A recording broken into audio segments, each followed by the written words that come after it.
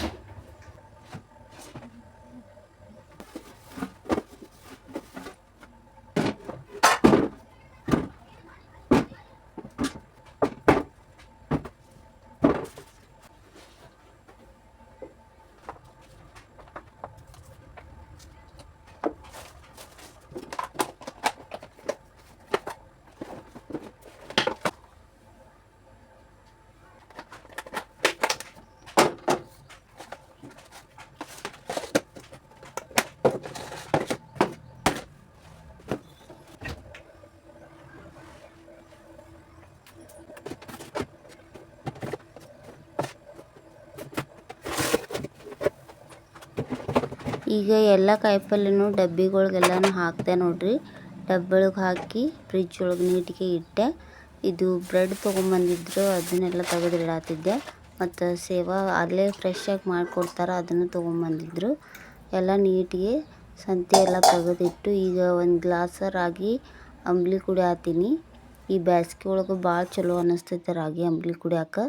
ಅದಕ್ಕೆ ಅದನ್ನು ಕುಡಿದ್ಬಿಟ್ಟು ಸ್ವಲ್ಪ ರೆಸ್ಟ್ ಮಾಡತ್ತಿದ್ದೆ. ಆಮೇಲೆ ನನ್ನ ಮಗಳು ಹಸಿವಾಗೈತಿ ಅಂತ ಹೇಳಿ ಏನಾದರೂ ಮಾಡಿಕೊಡು ಅಂದ್ಲು. ನೀನೇ ಮಾಡ್ಕೊ ಹೋಗಂದ್ರೆ ಆಕಿ ದೋಸೆ ಹಾಕ್ಕೊಳತ್ತಾಳ ನೋಡ್ರಿ. ಒಬ್ಬಳನ್ನೇ ಬಿಡೋಕ್ಕೂ ಭಯ ಆಯಿತು. ಅದಕ್ಕೆ ನಾನು ಎದ್ದು ಬಂದೆ. ಅದಕ್ಕೆ ಹೆಂಗೆ ಮಾಡ್ಕೊತಾಳೆ ನೋಡಬೇಕು ಅಂತೇಳಿ ಬಂದೆ. ದೋಸೆ ಹಿಟ್ಟಿತ್ತು ಫ್ರಿಜ್ ಒಳಗೆ. ಅದನ್ನೇ ಹಾಕ್ಕೊಳತ್ತಿದ್ಲು. ಸಣ್ಣ ಮಕ್ಕಳನ್ನ ಒಬ್ಬರನ್ನೇ ಗ್ಯಾಸ್ ಮೇಲೆ ಬಿಡೋಕೆ ಭಾಳ ಭಯ ಆಕ್ಕದ ನೋಡ್ರಿ. ಆದ್ರೆ ಭಾಳ ಕೇರ್ಫುಲ್ಲಾಗಿರಬೇಕು. ಅದಕ್ಕೆ ನಾನು ಎದ್ದು ಬಂದು ಮುಂದೆ ನಿಂತ್ಕೊಂಡಿದ್ದೆ.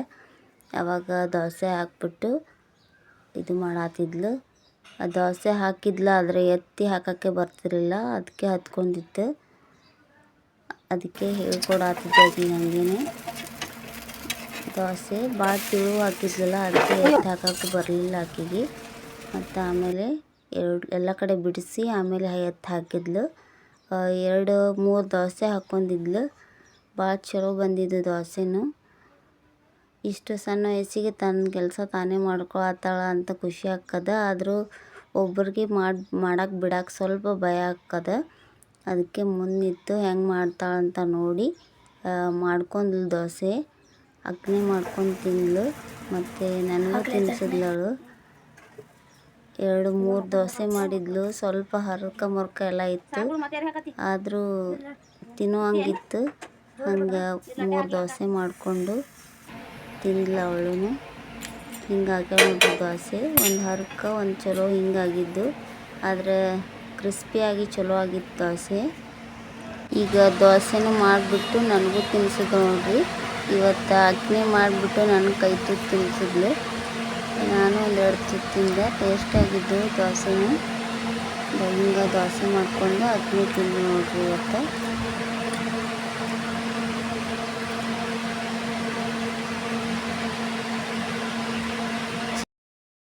ನಾವು ದೋಸೆ ಎಲ್ಲ ತಿಂದು ಸುಮ್ಮ ಕೂತಿದ್ವಿ ಮಧ್ಯಾಹ್ನ.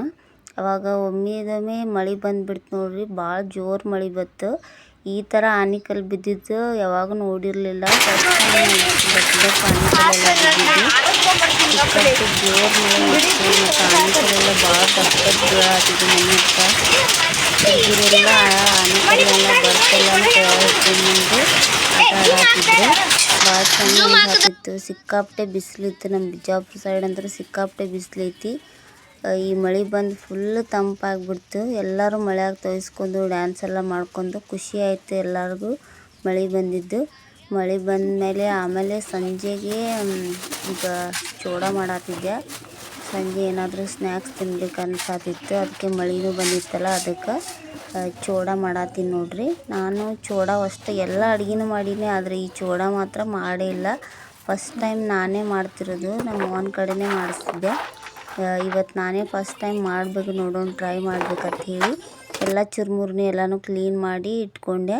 ಅದರೊಳಗೆಲ್ಲ ಸ್ವಲ್ಪ ದೂಸೆಲ್ಲ ಇರುತ್ತಲ್ಲ, ಅದಕ್ಕೆ ಎಲ್ಲನೂ ಸ್ವಚ್ಛ ಮಾಡಿ ಇಟ್ಕೊಂಡಿದ್ದೆ. ಹಾಗೆ ಮಾವಿನ ಹಣ್ಣು ತೊಗೊಂಬಂದಿದ್ರು ನಮ್ಮ ಮನೆಯವರು. ಮಾವಿನೆಲ್ಲ ತೆಗೆದಿಟ್ಟು ಅದನ್ನು ತೊಳೆದಿಡು ಅಂಥೇಳಿ ಕೊಡಾತಿದ್ದೆ. ಈಗ ಹೊಸ ಮಾವಿನ ಹಣ್ಣೆಲ್ಲ ಎಲ್ಲರಿಗೂ ಭಾಳ ತಿನ್ಬೇಕು ಅನ್ನಿಸ್ತೈತಿ. ಭಾಳ ಚಲೋ ಇರ್ತಾವೆ ಮಾವಿನಕಾಯಿನೂ.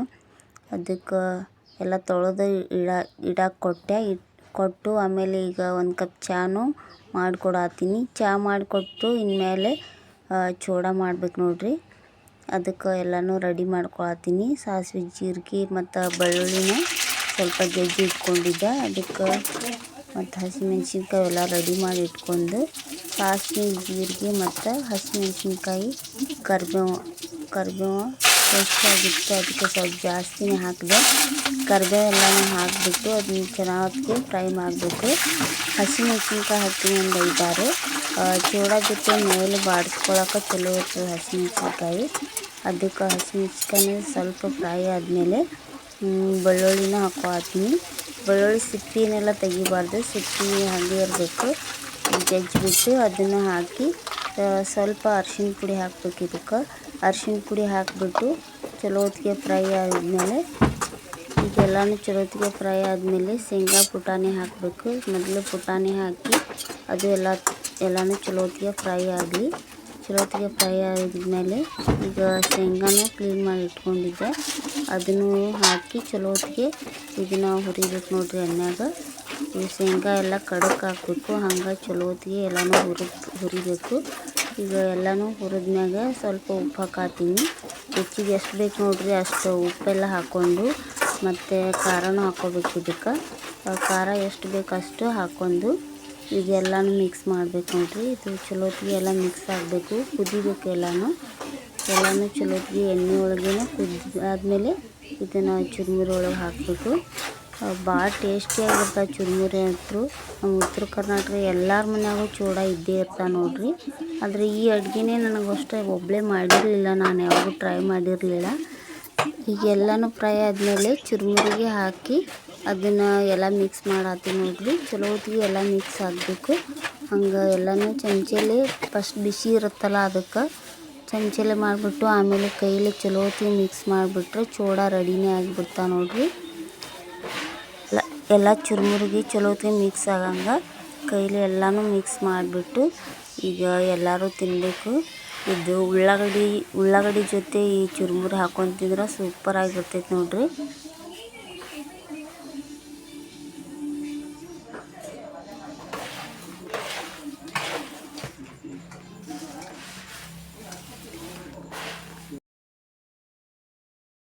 ಹಿಂಗೆ ರೆಡಿ ಅದು ನೋಡ್ರಿ ಚುರುಮುರಿ ಚೂಡ. ನಮ್ಮ ಉತ್ತರ ಕರ್ನಾಟಕ ಸ್ಪೆಷಲ್ ಚೂಡ ರೆಡಿ ಅದು. ನಾನು ಫಸ್ಟ್ ಟೈಮ್ ಮಾಡಿರೋದು ಚೂಡ. ಈಗೆಲ್ಲ ರೆಡಿ ಆದಮೇಲೆ ಈಗ ಹಾಕ್ಕೊಂಡು ತಿನ್ನಬೇಕು. ಜಾಸ್ತಿನೇ ಶೇಂಗಾ ಹಾಕಿದ್ದೆ ನಾನಂತೂ.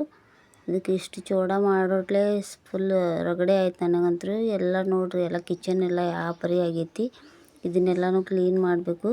ಅದರ ಚೂಡ ಹೆಂಗಾಗ್ಯಾವ ಮೊದಲು ಟೇಸ್ಟ್ ಮಾಡ್ಬೇಕಂತೇಳಿ ಎಲ್ಲರಿಗೆ ಹಾಕ್ಕೊಡತ್ತಿದ್ದೆ.